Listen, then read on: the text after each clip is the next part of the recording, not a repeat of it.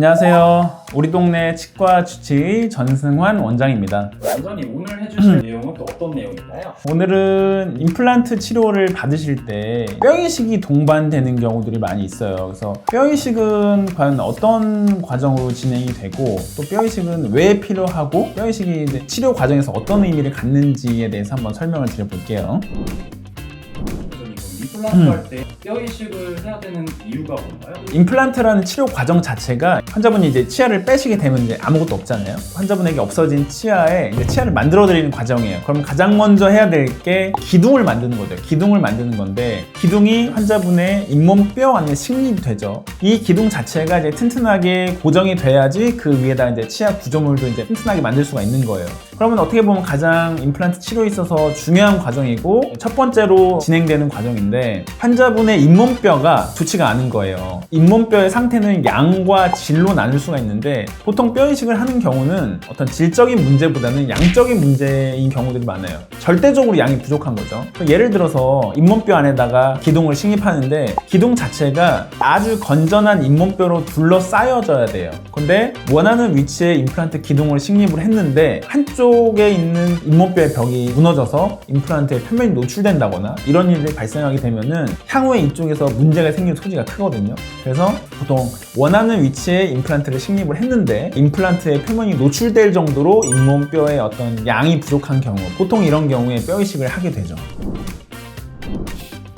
뼈 이식은 보통 자기 뼈를 이식하고 뼈 이식의 방법도 이제 여러 가지가 있어요. 환자분의 본인의 뼈, 이제 보통 자가골이라고 얘기하는데 자가골을 다른 부위에서 떼다가 뭐 이식을 하는 경우들도 있고 아니면은 이제 상품으로 나온 제품들이 있어요. 예전에는 환자분의 다른 부위에 있는 뼈를 떼서 이식하는 그런 시술도 많이 했는데 그렇게 되면은 임플란트를 시술하는 부위 말고도 다른 부위에 또 수술 부위가 발생하기 때문에 그런 단점 때문에 최근에는 많이 시행하고 있지는 않고요. 요새는 제품들도 잘 나와가지고 임플란트 시술을 하고 잇몸뼈가 부족한 부위가 생겼다. 그러면 이제 제품을 가지고서는 이식을 하는 그런 과정으로 진행을 하고 있죠. 그리고 뼈 이식이라는 게 어떤 환자분들한테는 또 이런 얘기 들었는데 뼈 이식을 하면 좋은 게 아니냐. 마치 이제 무슨 영양제를 먹으면 몸에 좋은 것처럼 잇몸뼈가 약하거나 그러면 뼈 이식을 하면 뭐 잇몸뼈가 좋아지는 게 아니냐 그렇게 오해를 하시는데 사실 그런 건 아니고요. 뼈 이식을 하는 그 재료 자체도 어떻게 보면은 우리 신체의 외부 물질이에요. 이물질이기 때문에 잇몸뼈가 부족하기 때문에 부득이하게 이식을 하는 거지 영양제나 보충제처럼 보강을 해준다고 해서 막 건강이 좋아지거나 잇몸뼈가 좋아지거나 그런 건 아니고 어쩔 수 없이 꼭 필요하기 때문에 하는 이식 과정이다. 그렇게 이해를 하시면 되죠. 뼈 이식을 하게 되면 통증이나 부작용에 대해서 아무래도 아까 말씀드렸다시피 뼈 이식이라는 것 자체가 그 재료 자체가 이물질이기 때문에 치유되는 과정에 있어서 굉장히 조심스러운 부분이 요구되는 건 사실이에요. 그래서 뼈 이식 재료가 들어갔기 때문에 감염에 좀 더 취약할 수 있고 그리고 또 수술 과정이 어떻게 보면 뼈 이식이라는 과정 자체가 추가가 된 거잖아요. 그만큼 조직에 가해지는 어떤 데미지도 커지게 되고 그래서 수술이 끝난 뒤에 환자분께서 느끼시는 뭐 통증이라든지 뭐 부종이라든지 그런 것들이 좀 더 심해질 수밖에 없어요. 중요한 거는 뼈 이식이 뭐 꼭 필요한 경우는 어쩔 수 없이 해야겠지만 부작용이라든지 어떤 뭐 리스크도 존재한다면은 굳이 필요하지 않는 걸 할 필요가 없는 그런 과정이라고 보면 될 것 같습니다. 뼈 이식을 하게 되면 기존 임플란트 치료하던 기간보다 더 길어지게 돼요.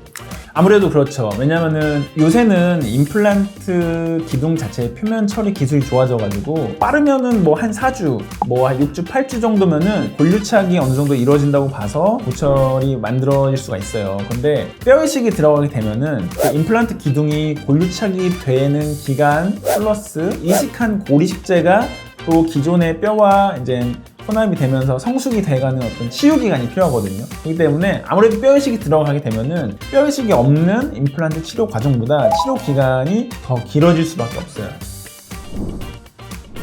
병원마다 뼈 이식을 해도 된다 안 된다 이렇게 말씀해 주시는 이유가 정해져 있어요. 비단 임플란트 치료뿐만 아니라 이제 같은 환자분을 보는데도 이제 치과 의사마다 의견이 갈릴 수가 있다고 이제 예전 영상에서 말씀을 드린 적이 있는데, 대표적인 게 이제 임플란트 치료할 때 뼈이식의 필요성 여부예요. 10명의 치과 의사가 봤을 때 10명 모두 이 부위에는 임플란트 치료를 할 때 뼈이식이 필요하다, 이렇게 명확한 경우도 존재하지만 어떤 경우는 한 5명은 뼈이식이 필요한 것 같은데요 말씀을 하시는 경우도 있고, 근데 나머지 5명은 뼈이식 필요 없이 가능한데, 이렇게 의견이 갈리는 경우들도 있어요. 그거는 케이스마다 좀 다른데, 그렇기 때문에 예를 들어서 어떤 환자분께서 임플란트 치료를 위해서 병원마다 방문을 하시면서 상담을 받아보시는데, 어떤 병원은 이제 뼈이식이 필요하다, 아니면 어떤 병원은 뼈이식이 필요 없다, 이렇게 애매모호한 경계선상에 있는 경우는 보시는 원장님들마다 의견이 달라질 수 있다고 보죠. 예전에는 이렇게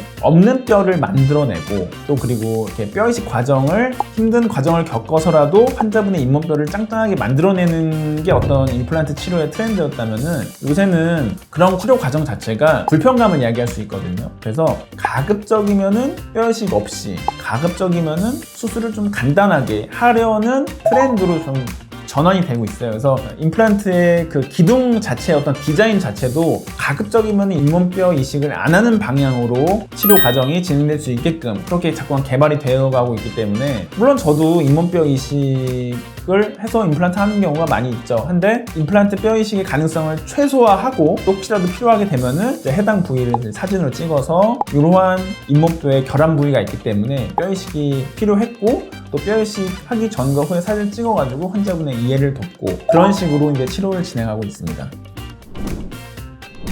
그러면 뼈이식을 한 후에 따로 특별하게 주의사항을 알고 있습니다. 잇몸뼈 이식을 하게 되면은 그 부분의 어떤 안정화가 굉장히 중요해요. 예를 들어서 뼈 이식을 했고 그 부위가 굉장히 안정적으로 치유가 되는 게 무엇보다 중요하기 때문에, 안정적으로 치유가 안 된다면은 감염이 일어날 수도 있고, 그렇게 되면은 애써 힘들게 뼈 이식을 했던 거를 다시 다 걷어내야 되는 상황까지 발생할 수가 있거든요. 그래서 이식한 뼈 이식제가 안정적으로 치유가 되게 하기 위해서는 그쪽에 강한 어떤 기계적인 자극이 가해진다거나, 당연히 술과 담배는 좋지 않고요. 그래서 그런 것들은 다 치유를 방해하는 어떤 요인이 될 수 있기 때문에 그런 것들을 좀 자제하시는 게 좋죠. 그렇기 때문에 뼈 이식을 하는 경우가 훨씬 더 뼈 이식이 없는 경우에 비해서 치유가 될 때 조심해야 되는 부분들이 많아요. 꼭 필요하면 뼈 이식을 해야겠지만, 필요하지 않다면 굳이 할 필요는 없는 임플란트에 있어서 뼈 이식 과정이라고 생각하시면 될 것 같습니다. 오늘은 이제 임플란트 치료를 함에 있어서 이제 뼈 이식에 관한 내용에 대해서 한번 말씀을 드려봤는데, 사실 환자분들께서는 이제 전문적인 지식이 없으시다 보니까 내가 임플란트 시술을 함에 있어서 뼈 이식은 왜 필요한지, 어떤 식으로 진행이 되는지, 또 그리고 진행이 됐다면은 어디에 어떻게 됐는지 사실 알기가 어려워요. 그래서 보통은 치과 의사 원장님께서 필요하다고 말씀을 해주시고 이렇게 진행이 됐다고 얘기를 하시는 거를 들으시고 이해를 하시겠지만, 보통의 임플란트 치료에 있어서 뼈 이식이 왜 필요한지, 그리고 진행이 된다면은 어떤 식으로 어떻게 진행이 되는지에 대해서 환자분들께서는 명확히 아시는 게 뭐 필요할 수 있고 중요하니까, 혹시라도 임플란트 시술을 받으시는 분들이 계시다면은 뼈 이식에 관해서는 제가 앞서 말씀드린 내용을 가지고 사전에 이해를 하고 계시고 치료를 받으시는 원장님에게 이제 설명을 들으시면 되겠습니다.